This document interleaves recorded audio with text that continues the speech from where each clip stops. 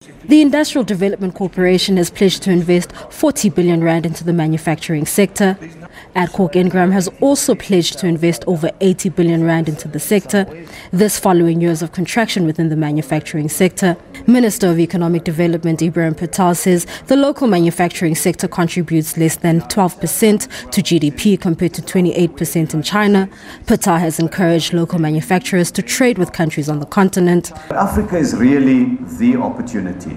And let me give you one or two statistics just to show that.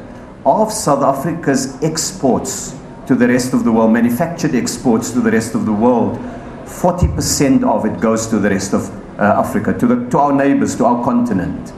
And so even though when you look at Africa's share of global GDP, it's relatively modest, it's an enormous market for South African goods. The manufacturing sector has the potential to unlock South Africa's jobs potential. That's according to Graham Choice, who is the head of TFG Manufacturing. He says the country has the potential to leverage the world's textile demand. Well, we're busy working with the Department of Trade and Industry on a master plan which affects the retail, clothing, textile, footwear, leather value chain.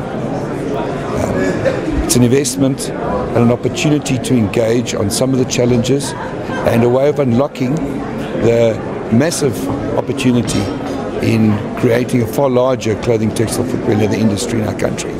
Obviously, job creation is paramount, but that comes about through the investment of skills and efficiency, technology, machinery that will raise efficiencies. Key players in the manufacturing sector say they have confidence in the local economy.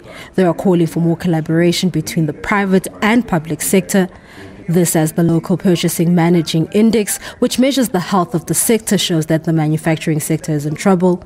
Balentle Mthethwa, SABC News, Johannesburg.